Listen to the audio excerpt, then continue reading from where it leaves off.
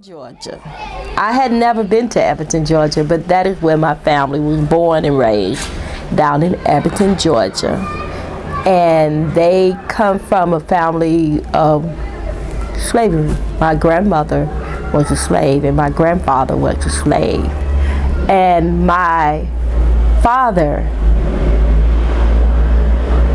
he was an African Filipino, some type of Philippine. And that's why I got the slanted eyes, and the fair skin. But my mother, on my mother's side, my grandfather, he comes from a family where his mother was an African American slave. And her husband was a Fouch. But she had children by the Goldmans, which was a slave master. The Goldmans were Jews. And they are the fathers of my grandfather. But he took on the name of the Fouch because back then when a slave got pregnant by a slave owner, they named the slaves after her husband. So there were two boys born from the Goldman. And I don't know which Goldman it was because both of them were with my great-great-grandmother. But the Goldman are Jews, which my father is a Jew. So we got Jewish blood in us. I'm born in the United States of America, Gary, Indiana. My mother, Carrie Alexander, she brought me over here when I was a young child. I was about 9 years old. I'm now 53 years old. From the age of 9 until now, I've been living in the state of Israel. And that has been a very, very hard life for me. But yet we had fun. As a child, we always find a way to have some fun. I grew up here in Dimona, Israel. We were very, very poor. When I was young, I remember being so hungry. We didn't have money much, and the brotherhood would all put in their money together and buy food for the community, and everybody would have basically the same meal. Wherever you went, we all had, if it was a vegetable soup, everybody had a vegetable soup because we all got our food from the same place, And I used to struggle so hard trying to find something to eat. We didn't have any money and we didn't have any jobs. Well, I was young, so I really didn't understand why we were so hungry and why we didn't have no jobs and we didn't have any clothes. I owned one pair of shoes. And, but I was happy, because it was my life and it was all I had. I didn't understand why my mother had passed away so fast. And as I became an adult, I found out it was because she had high blood pressure and she was not able to get her medication.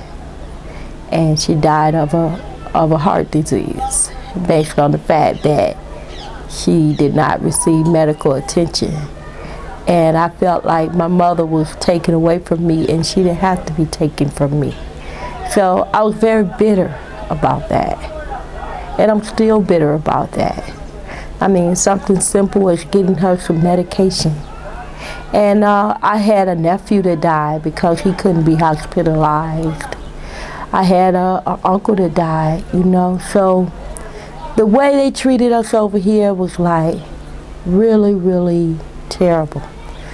Well, I can tell you, my mother, who passed away at the age of 10, at first, they buried her in the cemetery where they buried the Jews. Then, several years after that, they decided that they didn't want my mother down there buried near the Jewish people, so they dug my mother's body up and they moved it somewhere out in the desert. Along with that, I have an uncle buried somewhere out in the desert. I have 2 nephews buried. I have plenty of relatives buried. I don't even know where their remains are located because Israel refused to give us a proper burial area. Until recently, they gave us a proper burial area, and I do have an auntie that's buried down there with a tombstone, and my husband was buried down there. But because of the hardship and because of the hatred that the Jews had for us as black Americans, it has caused us to struggle in this country and not be recognized as human. I mean, they look at us like it's not important where our body be laid to rest. And that's very painful to me because right now I have children, and my children, they don't even know where their grandmother is buried, and I can't take them there, and it's very little I could tell them. But as a child, I was put into the Israeli public school. I was the only black one in my class. They did not call me by my name. I was called Kushi. Kushi means Negro. Very, very seldom did they call me Amalia, which is my Hebrew name. They referred to me as Kushi. They even had a little song called Kushi Bamba, Kushi Bamba. That means you little black nigga bamba, you little black nigga bamba. And they were so comfortable with calling us Kushi. Even little children, babies, would call us Kushi. You know? I mean, I couldn't fight the whole classroom. It was impossible for me to try to beat everybody up. But I did my share of fighting. I did. I tried to fight everybody that called me Kushi, but it got so bad that I just said, forget it. Now, living in the community, back in the days that we were young, we didn't have TVs, we didn't have videos, we didn't have radios, and we didn't have tape recorders. But we had the mountains, and we had live entertainment. I'm an entertainer, I'm a singer, and we entertained each other. You know, we went on hikes, we went on trips, we did a lot of singing. I was in a dance group. We kept ourselves real busy. 2-3 families had to live in an apartment because the Israeli government would not allow us proper housing. They wouldn't allow us work permits, so we didn't have jobs. So we all had to, like, you know, bundle up together. In a front room where normally a couch, you know, a 3-piece couch go, well, that was our bedroom. I mean, you know, at least 5 of us would sleep on the floor on little mattresses side by side. And then in the daytime, we'll get up and we'll stack the mattresses up, and that would become a bed. I mean, you know, a couch, because we didn't have furniture. We couldn't afford furniture. And, you know, at nighttime, that would be our bedroom, but in the daytime, that would be our school. You know, now we all stayed like in a 2-bedroom apartment. Now in the bedrooms, that's where a married couple lived. Each married couple had a bedroom, and but all the children, and I'm just talking from a child's perspective, we all stayed in the front. And sometimes they would put a curtain up to divide the front, where one side would be the boys and one side would be the girls, and we had literally one bathroom with no door, you know, to the bathroom. With one door, we would have a door where the toilet was at, but the first part of the bathroom, there was no door, so we had a curtain. So we had to improvise that it was a door there. We would go bok bok. That's how we would knock, you know, to see if someone was in the bathroom. Bok bok, you know. We ate basically beans a lot. We did a lot of beans, a lot of rice, a lot of foods, you know, because we were vegetarians. We didn't eat meat, you know, so we ate a lot of grains, you know, a lot of grains, which eventually, you know, became a problem because eating too many grains especially rice and potatoes and gravy, will give you diabetes. And I'm a diabetic as a result of eating all of those grains. Because we couldn't afford to eat a vegetarian diet. It was a delicacy to have a vegetable to go with your grains.